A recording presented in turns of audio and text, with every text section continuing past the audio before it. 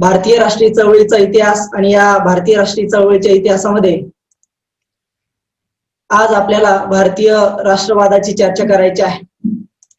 भारतीय राष्ट्रवादाची काही कारणे पाठीमागच्या लेक्चरमध्ये आपण पाहिली आहेत आणि या लेक्चरमध्ये सुद्धा आपल्याला या भारतीय राष्ट्रवादाची जी काही पुढची कारणे आहेत त्या कारणांचा अभ्यास करायचा आहे।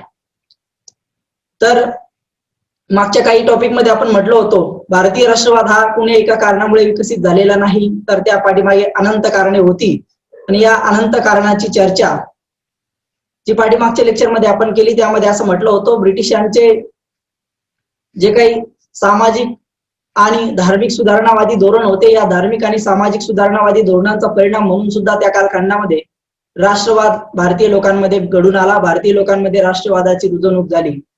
त्याचबरोबर भारतीय लोकांमध्ये कोणकोणत्या कारणाने या ठिकाणी राष्ट्रवाद विकसित झाला याची चर्चा आपण काही स्लाइडच्या आधारे या ठिकाणी करणार आहोत। आणि या ज्या काही स्लाइड आहे या स्लाइडच्या आधारे आपण ते समजून घेण्याचा प्रयत्न या ठिकाणी करणार आहोत। Good morning to all of you students. आज आपण पाहणार आहोत तर भारतीय राष्ट्रवादाच्या उदय आणि विकासाची मीमांसा काढण्यासाठी तत्कालीन कालखंडातील या कारणांचा उहापोह करणे आपल्याला अत्यंत महत्त्वाचे आहे। त्यातील समोर या ठिकाणी दिलेलं कारण आहे आर्थिक शोषण। भारतीय राष्ट्रवादाच्या उदयाचं महत्त्वाचं कारण आहे आर्थिक शोषण, कारण आर्थिक शोषण ही जी काही प्रक्रिया आहे, आर्थिक शोषण प्रक्रिया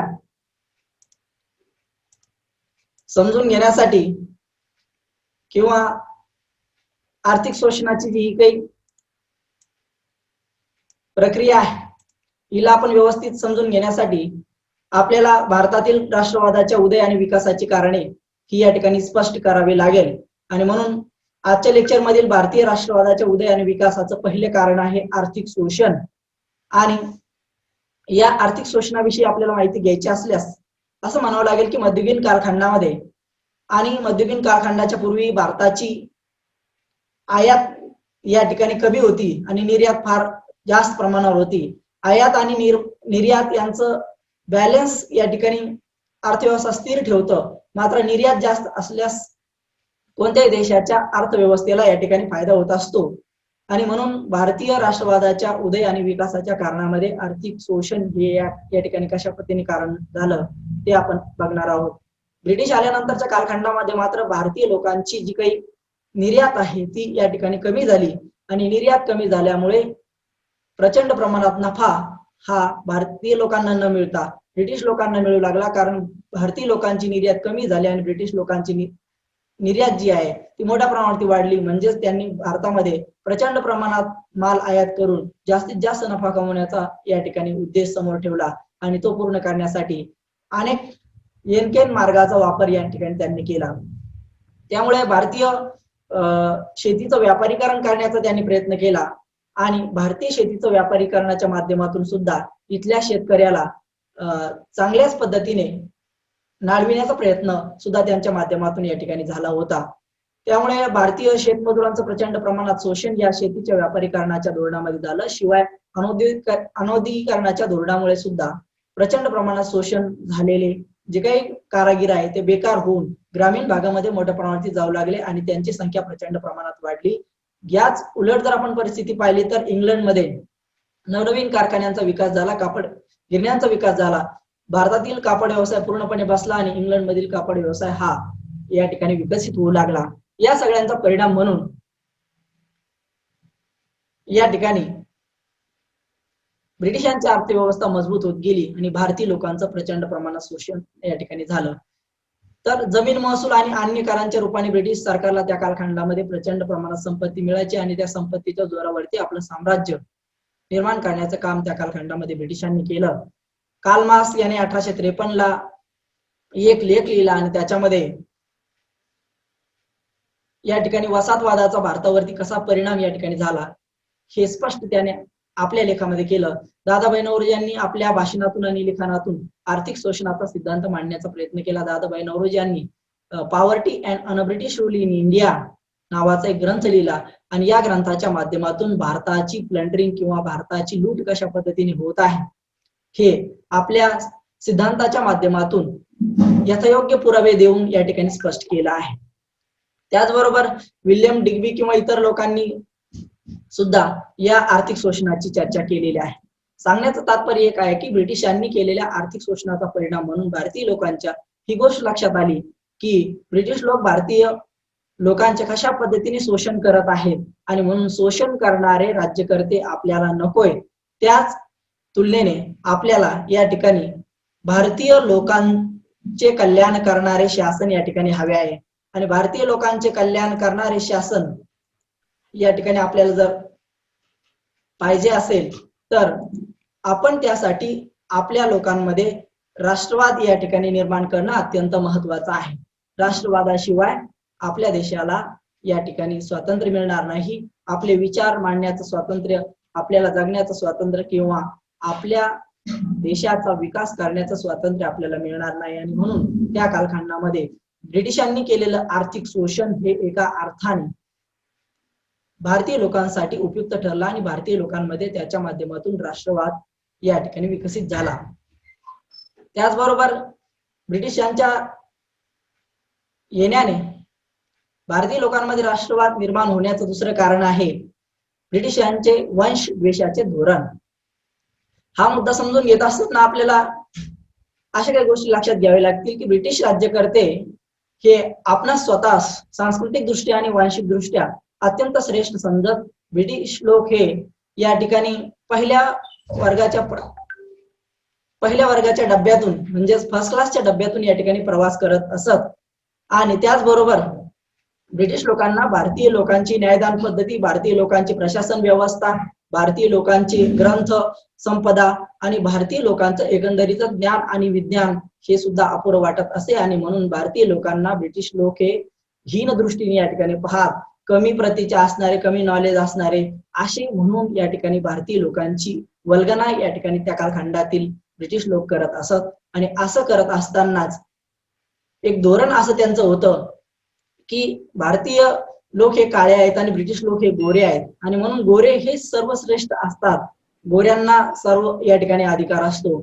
आणि म्हणून त्या कालखंडातल्या हॉटेल्स आणि रेल्वेमध्ये अशा पद्धतीचे फलक लावण्यात यायचे. त्या फलकावरती लिहिलेलं असायचं dogs and black are not allowed, म्हणजे काळे आणि कुत्रे यांना प्रवेश नाही. आणि म्हणून भारतीय लोकांविषयीचा ब्रिटिश लोकांचा असणारा वंशभेदाचा दृष्टिकोन सुद्धा भारतीय लोकांना आवडला नाही. काय आपण माणूस नाही का? आपण माणूस आहे तर आपण इतक्या कमी प्रतीचे माणूस आहेत का? आणि म्हणून त्या कालखंडातील ब्रिटिश लोकांनी ही जी काही दुजा भावाची वागणूक त्या कालखंडातील भारतीय लोकांना दिली ही भारतीय लोकांना कदापि या ठिकाणी आवडलेली नव्हती. आणि म्हणून त्या कालखंडातील भारतीय लोकांची मने दुखावली गेली आणि काळे आणि कुत्रे अशा पद्धतीची वागणूक आपल्याला जर दिली जात असेल तर आपण या ब्रिटिशांना आपल्या देशातून हाकलून लावले पाहिजेत आणि त्यांचा योग्य न्यायनिवाडा केला पाहिजे, जेणेकरून हे हिंदुस्थानच्या स्वातंत्र्यासाठी घातक आहे. हिंदुस्थानच्या स्वातंत्र्य अबाधित ठेवायचं असेल तर आपल्याला या ब्रिटिशांना या भारत देशातून हाकलून लावले पाहिजेत. आणि हे करण्यासाठी आपण या ठिकाणी संघटित झाले पाहिजेत, कारण हा देश आपला आहे, आपल्या देशावरती आपल्याला प्रेम आहे आणि आपल्या देशाला कंगाल करण्याचं काम या ब्रिटिश लोकांनी चालवलं आहे, ते काम आपण थांबवलं पाहिजे. अशाच पद्धतीची रचना त्या कालखंडामध्ये करण्यात आली आणि याच रचनेच्या आधारे त्या कालखंडामध्ये ब्रिटिशांच्या विरोधात या ठिकाणी एक वातावरण निर्माण करण्याचं काम जे झालं त्याच कामाला राष्ट्रवाद असं म्हणतात. राष्ट्रवाद म्हणजे एकत्र येण्याची भावना आहे, सहानुभूतीची भावना आहे, प्रेमाची भावना आहे. अशी भावना या हिंदुस्थानी किंवा भारतीय लोकांमध्ये निर्माण झाली. त्याचं कारण हे होतं की ब्रिटिशांनी त्यांना योग्य पद्धतीने ट्रीट केलं नव्हतं आणि त्यांनी वंश द्वेषाचे धोरण म्हणजे भारतीय लोकांच्या वंशाच्या द्वेषाचे धोरण या ठिकाणी त्यांनी राबविले होते आणि त्याचमुळे भारतीय राष्ट्रवादाचा उदय आणि विकास घडून आला. यानंतरचं महत्वाचं कारण आहे भारतीय वृत्तपत्रे. आता ही जी काही भारतीय वृत्तपत्रे आहे याच्यामुळे सुद्धा भारतीय राष्ट्रवाद विकसित झाला. 19व्या शतकामध्ये ब्रिटिशांकडून भारतात होणाऱ्या 19व्या शतकामध्ये ब्रिटिशांकडून भारतीय लोकांवर होणाऱ्या अन्यायाचं जे काही धोरण आहे, या अन्यायाच्या धोरणाला वाचा फोडण्याचं काम त्या कालखंडामध्ये वृत्तपत्रांनी केलं. वृत्तपत्र हा लोकशाहीचा चौथा आधारस्तंभ असतो आणि म्हणून त्या कालखंडामध्ये या चौथ्या आधारस्तंभाने 1875 पर्यंत भारतातील विविध प्रांतातून जवळपास 374 वृत्तपत्र त्या कालखंडामध्ये होती आणि या 374 वृत्तपत्राच्या माध्यमातून भारतीय लोकांच्या समस्या मांडण्याचा प्रयत्न वेळोवेळी या ठिकाणी व्हायचा आणि याच प्रयत्नाच्या माध्यमातून ब्रिटिश लोकांची ध्येय धोरण मांडण्याचा प्रयत्न ही वृत्तपत्रे करत. वृत्तपत्र हा एक अर्थाने समाजाचा आरसा असतो. समाजात घडणाऱ्या घटना या वृत्तपत्रामधून प्रतिपादित होत असतात आणि म्हणून त्या कालखंडातील ज्ञानप्रकाश असेल, केसरी असेल, बंगाली असेल, इंडियन मिरर असेल, अमृत बाजार पत्रिका असेल, मराठा असेल किंवा द हिंदू असेल, या वृत्तपत्राच्या माध्यमातून ब्रिटिशांची राजकीय आणि आर्थिक धोरणे जनसामान्य लोकांपर्यंत पोहोचविण्याचं काम वृत्तपत्रांनी केलं. याच वृत्तपत्रांच्या माध्यमातून भारतीय लोकांमध्ये एक प्रकारची राष्ट्रीय भावना निर्माण होण्यास सुद्धा महत्वाचं वातावरण या ठिकाणी निर्माण झालं. टिळकांनी केसरी आणि मराठा वृत्तपत्रांच्या माध्यमातून महाराष्ट्रीयन समाजामध्ये एक प्रकारची जिव्हाळ्याची आपुलकीची भावना निर्माण केली आणि सांगितलं की स्वराज्य माझा जन्मसिद्ध हक्क आहे आणि मी तो मिळवल्याशिवाय राहणार नाही. आणि त्या बदल्यात ब्रिटिश सरकारने टिळकांना काही दिवस तुरुंगामध्ये ठेवलं, म्हणजे जवळपास 7-8 वर्ष तुरुंगामध्ये त्यांना ठेवलं. आणि म्हणून वृत्तपत्रे ही त्या कालखंडातील ज्या घडणाऱ्या घटना आहे त्या घटनांचं प्रतिबिंब जनमानसामध्ये उभं करण्याचं काम करत होतं आणि म्हणून वृत्तपत्रांच्या माध्यमातून भारतीय लोकांपर्यंत ब्रिटिशांच्या खऱ्याखुऱ्या सत्तेच्या खऱ्याखुऱ्या स्वरूपाविषयीची माहिती जाण्यामध्ये महत्वाची भूमिका या वृत्तपत्रांची होती आणि म्हणून या वृत्तपत्रांच्या माध्यमातून भारतीय जनमानस जागृत झाला. ज्या जनमानसांमध्ये आपल्या देशाविषयी प्रचंड प्रेम आणि सहानुभूती निर्माण झाली आणि त्याच्या लक्षात आलं आपण एक झाल्याशिवाय, आपण एकत्र आल्याशिवाय हा देश स्वतंत्र होणार नाही आणि या देशाला स्वातंत्र्य काढण्याची जबाबदारी आपलीच आहे आणि म्हणून आपण एकत्र आलो पाहिजे. एकत्र येण्याची भावना म्हणजे राष्ट्रवाद, म्हणजेच भारतीय राष्ट्रवादाच्या उदयाचं कारण आहे भारतीय वृत्तपत्रांचा विकास किंवा भारतीय वृत्तपत्रे. त्याचबरोबर यानंतरचं जे काही कारण आहे भारतीय राष्ट्रवादाच्या उदयाचं, यानंतरचं जे कारण आहे ते कारण आहे भारतीय साहित्य. बघा की 19व्या शतकामध्ये वृत्तपत्रांप्रमाणेच भारतीयांचं साहित्य सुद्धा राष्ट्रवादाच्या उदयाचं कारण आहे. बघा की साहित्यिकांनी राष्ट्रवादाची भावना जागृत करण्याचं महत्वाचं काम त्या कालखंडामध्ये केलं. बंगालमध्ये बंकिमचंद्र चॅटर्जी, दीनबंधू मित्र, रवींद्रनाथ टागोर, ईश्वरचंद्र विद्यासागर, अल्ताफ हुसेन अशी काही नावं सांगता येतील ज्या व्यक्तींनी त्या कालखंडामध्ये राष्ट्रवादाच्या विकासामध्ये साहित्याच्या माध्यमातून आपलं योगदान देण्याचा प्रयत्न केला. त्याचबरोबर हरिश्चंद्र, महाराष्ट्रात लोकहितवादी विष्णू शास्त्री चिपळूणकर आणि इत्यादी या सगळ्या लोकांनी त्या कालखंडामध्ये भारतीय साहित्याच्या माध्यमातून भारतात असणाऱ्या राजकीय सत्तेची पोलखोल करण्याचा प्रयत्न आपल्या साहित्यातून केल्यामुळे तत्कालीन कालखंडातील सामाजिक प्रतिबिंब आपल्या साहित्यातून उमटविलं आणि तेच प्रतिबिंब जनमानसामध्ये जेव्हा गेलं तेव्हा जनमानसाच्या हे लक्षात आलं की ब्रिटिश सरकार हे फक्त आपल्या नफ्यासाठी दुसऱ्यांचा या ठिकाणी तोटा करण्यासाठी भारतात आले आहे, म्हणून हे सरकार आपल्या फायद्याचे नाही तर हे सरकार आपल्या तोट्याचे आहे. त्याचबरोबर बंकिमचंद्र चॅटर्जी नावाचे जे काही व्यक्ती आहे त्यांनी आनंदमठ नावाची कादंबरी लिहिली आणि त्या आनंदमठ नावाच्या कादंबरीमध्ये त्यांनी वंदे मातरम नावाचं गीत लिहिलं. हे वंदे मातरम गीत हे त्या कालखंडातील राष्ट्रवादाचे प्रतीक बनले होते आणि म्हणून वंदे मातरम एक चळवळ त्या कालखंडामध्ये भारतामध्ये आणि इव्हन महाराष्ट्रामध्ये सुद्धा चालवली गेली होती.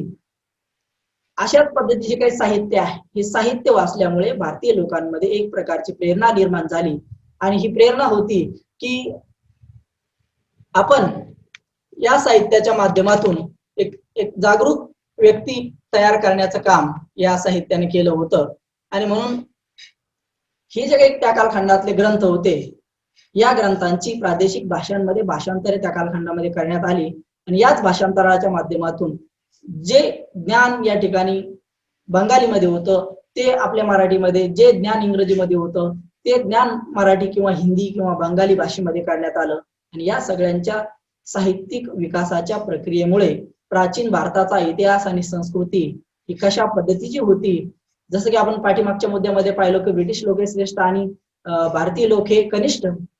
एक उदाहरण द्यायचं म्हणजे वंश श्रेष्ठत्वाची भावना त्या कालखंडामध्ये ब्रिटिशांमध्ये अशी होती की ब्रिटिश म्हणायचे की आमच्या इंग्लंडमधील ग्रंथालयातील एक पुस्तक म्हणजे तुमच्या भारतातील सर्व एक ग्रंथालय जरी पूर्ण असेल तरी ते ग्रंथालय आमच्या एका पुस्तकाची बरोबरी या ठिकाणी करू शकणार नाही. अशा पद्धतीचा अहंकार आणि अहंभाव त्या कालखंडामध्ये ब्रिटिश सत्तेच्या मनामध्ये निर्माण झाला. यातूनच भारतीय लोकांची मने दुखावली गेली आणि नंतरच्या कालखंडामध्ये भारतीय साहित्याच्या माध्यमातून भारतीय लोकांच्या समाज आणि संस्कृतीचं, प्राचीन संस्कृतीचं श्रेष्ठत्व दाखवून देण्याचा प्रयत्न साहित्याच्या माध्यमातून या ठिकाणी झाला. त्यामध्ये विके राजवाडे म्हणजे विश्वनाथ काशीनाथ राजवाडे, खरे, पारसनीस हे जे काही ऑथेंटिक इतिहासकार आहे या इतिहासकाराच्या माध्यमातून त्या कालखंडातील प्राचीन भारताचा इतिहास कसा श्रेष्ठ होता, प्राचीन भारतातील संस्कृती कशी श्रेष्ठ होती, ब्रिटिश जेव्हा भारतामध्ये जेव्हा सोन्याचा धूर निघण्याची प्रक्रिया चालत असे किंवा भारत हा जेव्हा सुवर्ण युगामध्ये होता किंवा भारत हा जेव्हा समृद्ध प्रगतशील होता तेव्हा इंग्लंड आणि अमेरिकन संस्कृती मात्र मागासलेल्या आदिवासी स्वरूपामध्ये होत्या.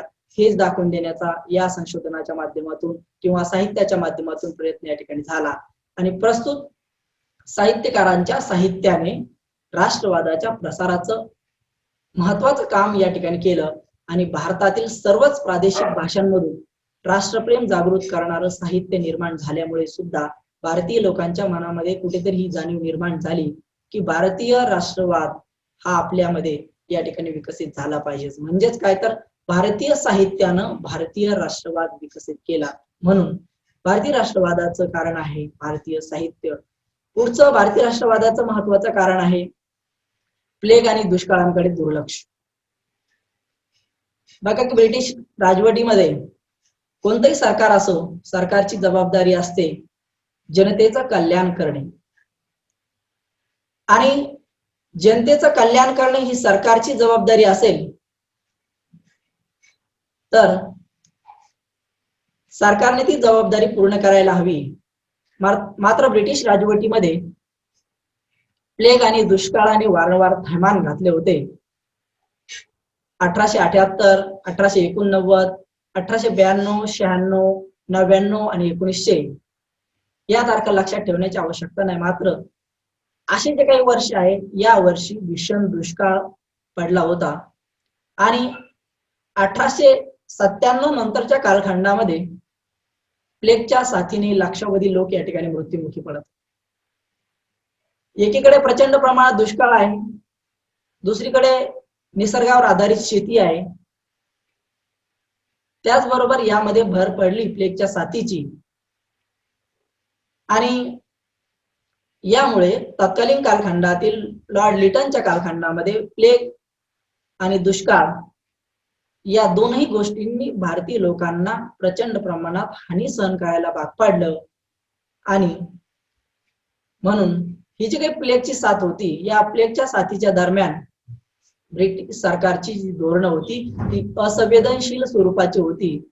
एखाद्या व्यक्तीला प्लेग झाल्यास त्या व्यक्तीला बळजबरीने घरातून या दवाखान्यामध्ये नेणे किंवा ज्या व्यक्तीला प्लेग झाला नसेल असे काही व्यक्ती त्या कालखंडामध्ये दवाखान्यामध्ये किंवा वैद्यकीय सुविधा देण्याच्या नावाखाली त्यांची लूट करण्यात आली किंवा त्यांचं शोषण करण्यात आलं. त्याचबरोबर प्लेगच्या साथीमुळे त्या कालखंडामध्ये जवळपास बऱ्याचशा लोकांना मृत्युमुखी पडावं लागलं, बरेचसे लोक मृत्युमुखी पडले आणि त्याचाच परिणाम म्हणून पुढच्या कालखंडामध्ये बऱ्याचशा महिलांवरती किंवा लोकांवरती अन्याय आणि अत्याचाराची अनेक उदाहरणे त्या कालखंडामधील वृत्तपत्रांच्या माध्यमातून आपल्याला समजते. म्हणजेच काय तर सरकारने त्या कालखंडामध्ये प्लेग नावाच्या रोगाकडे दुर्लक्ष केलं आणि भारतीयाच्या कल्याणाचा उद्देश त्यांनी ठेवला नाही, तर आपल्याला इथे राज्यकर्ता म्हणून जीवन जगायचे आहे आणि असं करायचं असल्यास भारतीय लोकांना असंवेदनशील पद्धतीने वागवलं तरच ते आपले काही आदेश आणि नियम ऐकतील, अशाच पद्धतीची भूमिका त्या कालखंडामध्ये ब्रिटिश सरकारची होती. त्याचबरोबर त्या कालखंडामध्ये 1876-78 या कालखंडामध्ये प्रचंड प्रमाणात दुष्काळ या ठिकाणी पडला. महाराष्ट्रात सुद्धा अहमदनगर आणि आसपासच्या एरियामध्ये अशा पद्धतीचा दुष्काळ पडला होता आणि त्या दुष्काळाला आपण दख्खन दंगा असं म्हणतो. म्हणजे दख्खनच्या भागामध्ये म्हणजेच आपल्याच भागाला दख्खन असं म्हणतात आणि या दख्खनच्या भागामध्ये फार मोठे दंगे या ठिकाणी झाले. ज्या ज्या शेतकऱ्यांनी सावकारांकडून कर्ज घेतले होते त्या शेतकऱ्यांनी त्या सावकाराची सर्व कागदपत्रे जाळून टाकली, जेणेकरून त्या सावकाराकडे कर्ज दिल्याचा कुठेही पुरावा राहू नये. अशा पद्धतीची एक दयनीय अवस्था चालू असताना भारतीय शेतकरी आणि प्लेगग्रस्त लोक यांच्याकडे दुर्लक्ष केल्यामुळे ब्रिटिश सरकारविषयी भारतीय लोकांच्या मनामध्ये एक प्रकारचा असंतोष निर्माण झाला आणि या असंतोषाची परिणती नंतरच्या कालखंडामध्ये भारतीय राष्ट्रवादामध्ये झाली असं आपणास या ठिकाणी म्हणावं लागेल. नंतरचं महत्वाचं राष्ट्रवादाचं कारण आहे दळणवळणाची साधने. बघा की 1900 शतकामध्ये ब्रिटिशांनी रेल्वे निर्माण केली. रेल्वे रूळ भारतामध्ये मोठ्या प्रमाणात टाकले जाऊ लागले. पोस्ट खात्याची स्थापना या ठिकाणी करण्यात आली. तारायंत्र आणि पक्क्या रस्त्यांची बांधणी या ठिकाणी झाली आणि ब्रिटिशांच्या राजकीय सत्तेची पकड मजबूत करण्यासाठी हे सर्व करण्यात आलं होतं. ब्रिटिशांचं साम्राज्य वाढावं हा या पाठीमागचा हेतू होता आणि या दळणवळणाच्या साधनांचा किंवा सोयीसुविधांचा भारतीयांना फायदा घेणं या ठिकाणी शक्य नव्हतं. परंतु एकदा एखादी सुधारणा करण्यात आली की त्याचा फायदा सर्वच लोकांना या ठिकाणी होत असतो. तसा भारतीयांनाही त्यांच्या सुधारणांचा फायदा या ठिकाणी झाला, म्हणजे दळणवळणाच्या साधनांचा फायदा झाला. रेल्वे आली, रस्ते झाले, तारायंत्र आलं आणि यामुळे या ठिकाणी लोकांचा प्रवास सुखी आणि सोयीचा झाला. एकमेकाशी संपर्क साधणे सहज शक्य झाले. विविध प्रांतातील जनतेत भारतीय आपण सर्व एक आहोत अशी भावना निर्माण झाली आणि एका प्रांतातील नेते दुसऱ्या प्रांतातील नेत्याशी सहज संपर्क या ठिकाणी करू लागले आणि या सगळ्या दळणवळणाच्या साधनाच्या विकासामुळे आणि संपर्कामुळे भारतीय लोकांच्या राष्ट्रवादाच्या विकासाला एक प्रकारची गती प्राप्त झाली आणि म्हणून त्या कालखंडातील दळणवळणाची साधने हे भारतीय राष्ट्रवादाच्या उदयाचं कारण आहे. समोर महत्वाचं कारण आहे लॉर्ड लिटनचे प्रतिगामी धोरण. तर लॉर्ड लिटन हा 1876 ते 80 या कालखंडामध्ये भारताचा व्हाईसरॉय होता. 1876 ते 80 या कालखंडातील असणारा जो काही हा व्हाईसरॉय आहे हा जनकल्याणकारी धोरणाचा अवलंब करणारा व्हाईसरॉय नव्हता, तर तो प्रतिगामी स्वरूपाच्या म्हणजेच वाईट कृत्यासाठी प्रसिद्ध असणारा, वाईट कृत्यासाठी म्हणजे भारतीयाच्या दृष्टिकोनातून वाईट कृत्यांसाठी प्रसिद्ध असणारा व्हाईसरॉय या ठिकाणी होता. 1876 आणि 78 या 2 वर्षामध्ये प्रचंड प्रमाणात दुष्काळ पडला. 50 लाख लोक या ठिकाणी मृत्युमुखी पडले. पण या गोष्टीकडे लॉर्ड लिटन नावाच्या व्हाईसरॉयने दुर्लक्ष केले. देशात भयंकर दुष्काळ असताना 1877 मध्ये या व्हाईसरॉयने राणीचा दरबार भरवला, म्हणजेच भव्य असा दरबार भरवला, ज्याला आपण आजच्या एखाद्या मोठ्या लग्न समारंभाच्या स्वरूपाच्या अनुषंगाने विचार करू शकतो की असा मोठा दरबार भरवला ज्यासाठी जवळपास 1 कोटी रुपयाचा खर्च या ठिकाणी आला असं सांगितलं जातं. आणि मग त्या कालखंडामध्ये एकीकडे लोक दुष्काळाने मरत असताना दुसरीकडे कोट्यावधी रुपयाचा खर्च राणीच्या दरबारावरती केला आणि हे सगळं केल्यामुळे त्या कालखंडामध्ये एक प्रकारे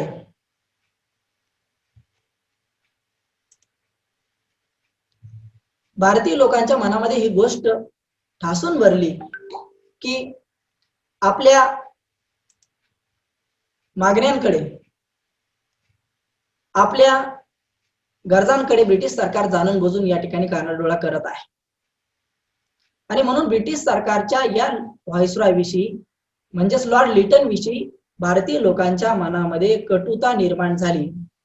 त्याचबरोबर या लॉर्ड लिटनच्या कालखंडामध्ये दुसरी महत्वाची गोष्ट अशी घडली की 1878 मध्ये लॉर्ड लिटन या व्हाईसरॉयने भारतीय भाषा वृत्तपत्र प्रतिबंध कायदा नावाचा कायदा या ठिकाणी आणला. आणि भारतीय भाषा वृत्तपत्र प्रतिबंध कायद्याच्या अनुषंगाने असे निर्बंध लादण्यात आले की जे कोणते भारतीय वृत्तपत्र समोरच्या कालखंडामध्ये ब्रिटिश सरकार विरुद्ध लिहिल त्याच्यावरती राजद्रोहाचा आरोप टाकून त्याचा छापखाना जप्त करण्यात येईल. त्याचबरोबर त्याची परवानगी रद्द करण्यात. हा भारतीय भाषा वृत्तपत्र प्रतिबंध कायदा भारतीय लोकांसाठी अतिशय घातक ठरला, कारण याने भारतीय वृत्तपत्रांचं स्वातंत्र्य हिरावून घेतलं होतं. त्याचबरोबर तिसरी महत्वाची घटना लॉर्ड लिटनच्या कालखंडामध्ये घडली की भारतीय लोकांना 1878 मध्ये शस्त्रबंदी कायदा या ठिकाणी करण्यात आला. आणि शस्त्रबंदी कायद्यानुसार कोणत्याही भारतीय व्यक्तीला स्वसंरक्षणात सुद्धा शस्त्र बाळगता येणार नाही अशा पद्धतीची सोय या कायद्यामध्ये करण्यात आली. आणि त्यामुळे भारतीय लोकांची मने दुखावली गेली. त्याचबरोबर चौथी महत्वाची गोष्ट लॉर्ड लिटनच्या कालखंडामध्ये झाली ती म्हणजे इंग्लंड मधील स्पर्धा परीक्षेला बसण्यासाठी जे वय पूर्वीच्या कालखंडामध्ये होते ते वय कमी करण्यात येऊन पूर्वी ते वय 21 वर्ष असे होते, नंतर ते 19 वर्ष असे करण्यात आले.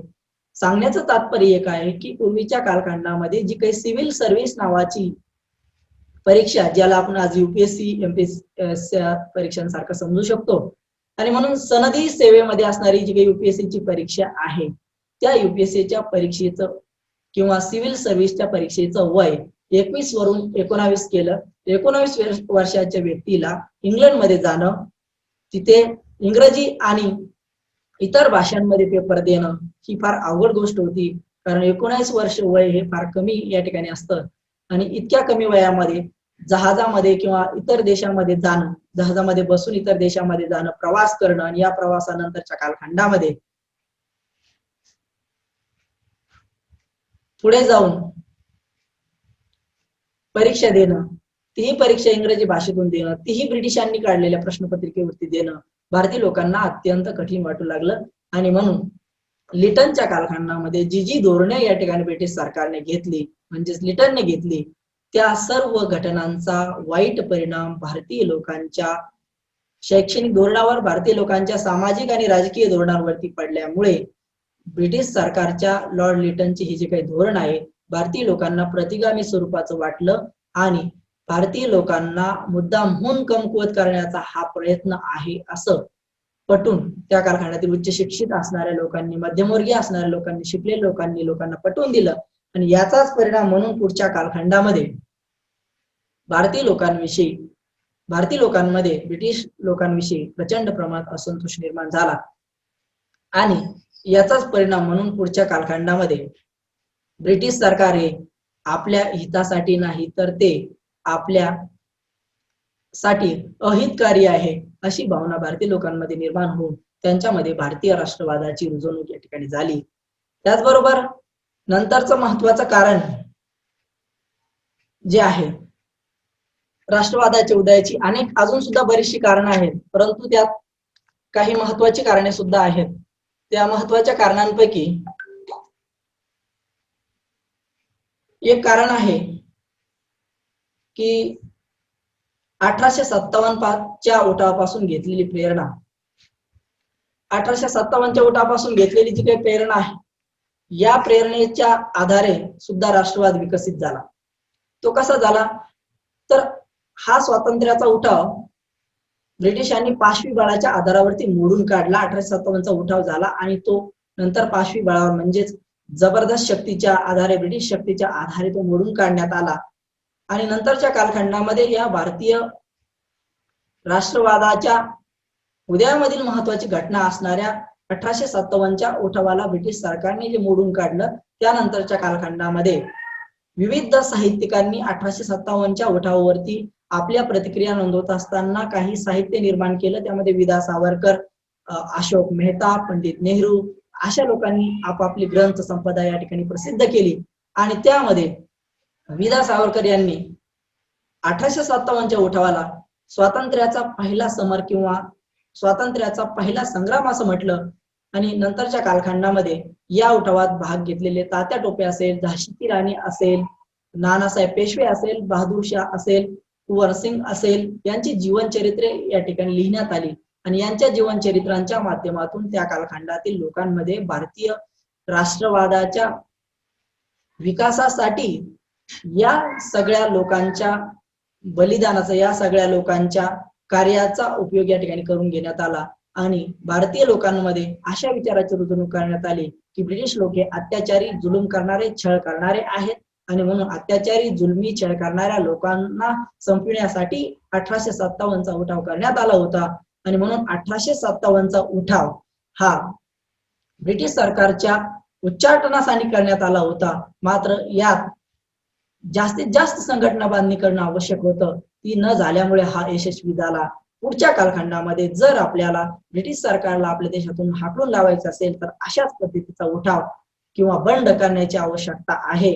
अशीच प्रेरणा या 1857च्या उठावाने दिली आणि अशी शाश्वती निर्माण केली की आपण ब्रिटिश सरकारला हाकलून लावू शकतो. हे आपल्यासाठी पॉसिबल आहे, हे आपल्यासाठी शक्य आहे. अशा पद्धतीची एक भावना सुद्धा या राष्ट्रवादाच्या माध्यमातून, या 1857च्या उठावाच्या माध्यमातून निर्माण झाली. आणि याचाच परिणाम म्हणून पुढच्या कालखंडामध्ये राष्ट्रवादाची जी काही पायाउभारणी झाली, या राष्ट्रवादाच्या पायाउभारणीने 1857च्या बंडाचा या ठिकाणी आधार घेतला. या बंडाच्या माध्यमातून एक आत्मविश्वास भारतीय लोकांमध्ये निर्माण झाला. वी कॅन डू इट ही भावना त्यांच्यामध्ये निर्माण झाली. आणि म्हणून भारतीय राष्ट्रवादाच्या उदयाचं 1857 हे सुद्धा महत्वाचं कारण आहे, हे आपण लक्षात घेतलं पाहिजे. याचबरोबर अजूनही काही कारणे आहेत, ज्या कारणांच्या आधारे आपण भारतीय राष्ट्रवाद समजून घेऊ शकतो. आणि ती कारण आहेत प्रारंभिक क्रांतिकारकांचं कार्य. प्रारंभिक क्रांतिकारकांचं कार्य हे सुद्धा भारतीय राष्ट्रवादाच्या प्रमुख कारणांपैकी एक आहे. ब्रिटिश राजवटीमध्ये त्यांच्या सत्तेविरुद्ध अनेक बंड आणि अनेक उठाव या ठिकाणी करण्यात आले, जे छोटे छोटे, मोठे मोठे, असंघटित स्वरूपाचे किंवा काही प्रमाणात संघटित स्वरूपाचे असे होते.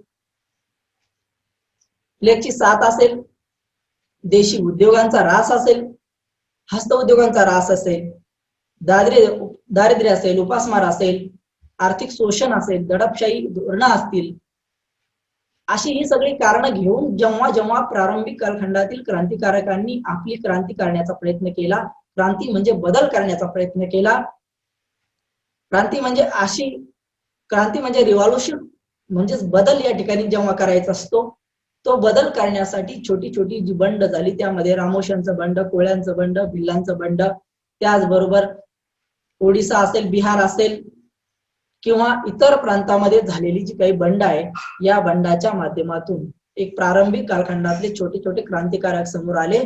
त्या क्रांतिकारकांचा आद्य क्रांतिकारक म्हणून या ठिकाणी उल्लेख होतो. असे क्रांतिकारक म्हणजे वासुदेव बळवंत फडके यांनी रामोशांना संघटित करून त्या कालखंडामध्ये भारतीय लोकांना हे दाखवून दिलं की आपण जर संघटित झालो तर ब्रिटिश सरकारला आपण चांगल्या पद्धतीने मात देऊ शकतो. ही भावना भारतीय लोकांमध्ये निर्माण झाली. भारतीय लोकांच्या मनामध्ये ब्रिटिश सरकारविषयीची चीड, राग, असंतोष आणि एक पुढच्या कालखंडामध्ये राग, असंतोष, चीड यांचीच परिणती म्हणून या सगळ्या क्रांतिकारकांनी केलेल्या छोट्या मोठ्या उठावांच्या माध्यमातून एक प्रकारची जागृती निर्माण झाली, जी जागृती पुढच्या कालखंडामध्ये भारतीय राष्ट्रवादाच्या विकासासाठी महत्वपूर्ण ठरली. कारण काय तर हे लोक किंवा हे क्रांतिकारक आपल्या देशाच्या स्वातंत्र्यासाठी, आपल्या देशाच्या मुक्तीसाठी स्वतःचे प्राण पणाला लावू शकतात. तर आपण सर्वसामान्य लोकांनी सुद्धा या क्रांतिकारकांच्या पाठीमागे उभे राहून किंवा त्यांच्या बलिदानाचं सार्थक करण्यासाठी आपण सुद्धा या ब्रिटिश सरकारच्या विरोधात उभा राहिलं पाहिजेत. आणि म्हणून नंतरच्या कालखंडामध्ये जर काही उदाहरणं घ्यायची असतील तर रँड नावाचा जो अधिकारी आहे त्याचा चाफेकर बंधूंनी खून केला आणि नंतरच्या कालखंडामध्ये चाफेकर बंधूंना फाशीची शिक्षा या ठिकाणी देण्यात आली. आणि यामुळे भारतीय लोकांनी भारत या देशासाठी मरण्याचं जेव्हा ठरवलं तेव्हाच त्यांच्या मनामध्ये प्रचंड प्रमाणात राष्ट्रवाद निर्माण झाला. मी माझ्या देशासाठी मरू शकतो, मी माझ्या देशासाठी बलिदान देऊ शकतो, पण माझा देश मला हव्या असलेल्या स्थितीमध्ये स्वातंत्र्यामध्ये असला पाहिजे, अशीच एक भावना त्या कालखंडामध्ये निर्माण झाली. आणि म्हणून भारतीय राष्ट्रवादाच्या उदय आणि विकासासाठी प्रारंभिक क्रांतिकारकांचं कार्य अतिशय महत्वाचं आहे.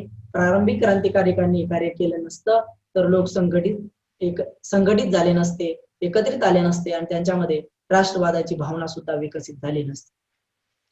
यानंतरचं महत्वाचं राष्ट्रवादाचं कारण आहे काँग्रेस पूर्वी स्थापन झालेल्या प्रांतीय संघटना किंवा संस्था आणि संघटना. बघा, काँग्रेस ही 1885 ला स्थापन झाली आणि 1885च्या या भारतीय राष्ट्रीय काँग्रेसच्या स्थापनेपूर्वी भारतामध्ये अनेक संस्था आणि संघटना स्थापन झाल्या होत्या. त्यामध्ये जर आपल्याला बघायचं असेल तर 1851 ला इंडिया असोसिएशन, 1852 मध्ये मद्रास येथे मद्रास नेटिव्ह असोसिएशन, पुढे जाऊन पुणे सार्वजनिक सभा 1870 ला स्थापन झाली. मद्रास